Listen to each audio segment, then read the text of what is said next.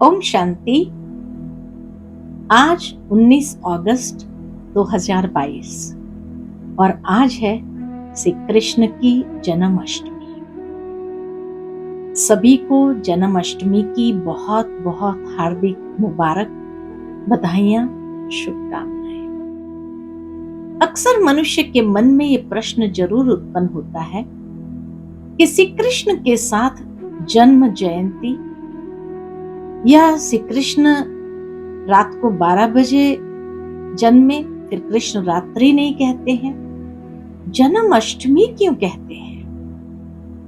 जन्माष्टमी इसीलिए कहते हैं कि श्री कृष्ण सतयुग का प्रथम राजकुमार है और सतयुग आदि से वो पाठ बजाते हैं।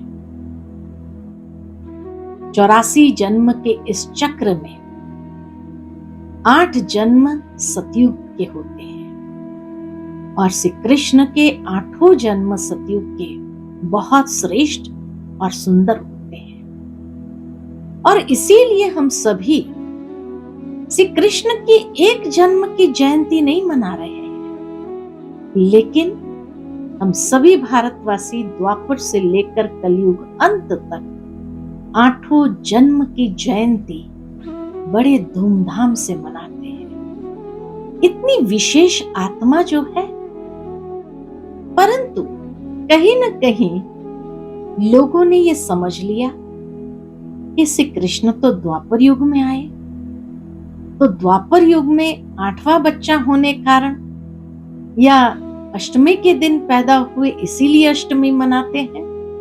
नहीं, सबसे बड़ी बात है कि श्री कृष्ण द्वापर युग में नहीं, सतयुग में आए हैं। सतयुग का प्रथम राजकुमार है। आप कहेंगे कैसे?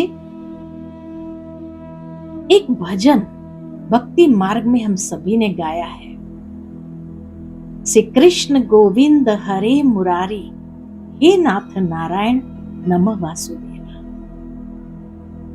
उसमें श्री कृष्ण के एक ही जन्म की सारी झलकियां बता दी। बचपन में जिसको श्री कृष्ण कहा, थोड़ा बड़ा हुआ, ग्वाल बाल बना तो गोविंद कहा, और बड़ा हुआ, रास लीला रचाई, महारास किया तो हरे मुरारी कहा, और जब वही राज गद्दी पर बैठते हैं तो फिर नाम परिवर्तन हो जाता है नाथ नारायण।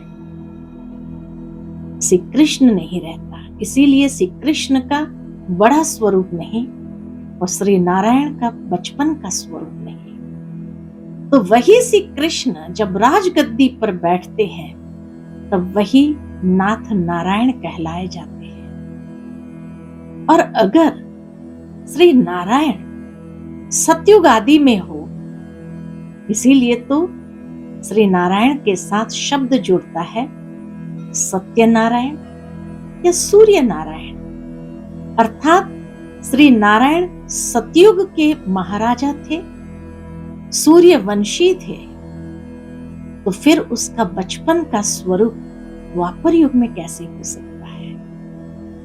जरूर श्री कृष्ण भी सतयुग का प्रथम राजकुमार।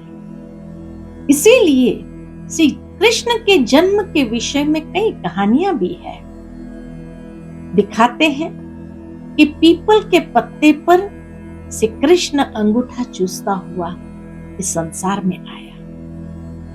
एक तरफ दिखाते हैं देवकी का 8वां पुत्र जेल में जन्म लेता है, दूसरी ओर दिखाया कि पीपल के पत्ते पर समुंदर में तैरता हुआ, अंगूठा चूसता हुआ वो आया। भावार्थ यही कि जब इस संसार के अंदर संपूर्ण विनाश हो जाता है तो प्रथम राजकुमार, पहला पत्ता, क्योंकि बीज तो परमात्मा है, उस बीज से पहला पत्ता जो प्रकट होता है संसार में वो श्री कृष्ण है। और इसीलिए श्री कृष्ण जैसी महान परम पवित्र आत्मा के जन्म जयंती मनाना ये भी एक प्रकार का सौभाग्य है। तो इसीलिए एक जन्म की जन्म जयंती नहीं मनाते, लेकिन हम सभी भारतवासी द्वापर से लेकर कलयुग अंत तक भी उसकी 8 जन्म की जयंतियां बड़े धूमधाम से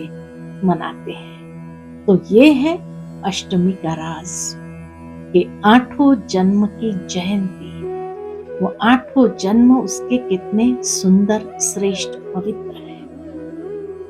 आज के दिन हम भी ये संकल्प करें, स्वयं में ही ये दृढ़ संकल्प धारण करें कि हम भी इस अंतिम जन्म में ऐसा पुरुषार्थ करें, इतना स्वयं को पवित्र पावन बनाए, जो हम भी सतयुग आदि में श्री कृष्ण के साथ प्रथम जन्म में ही कोई न कोई रूप में, चाहे गोप गोपियों के रूप में ही साथ में आने का सौभाग्य मिले।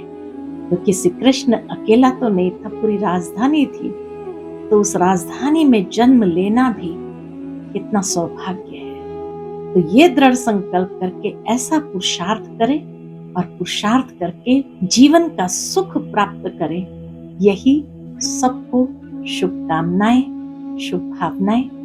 अच्छा, ओम शांति।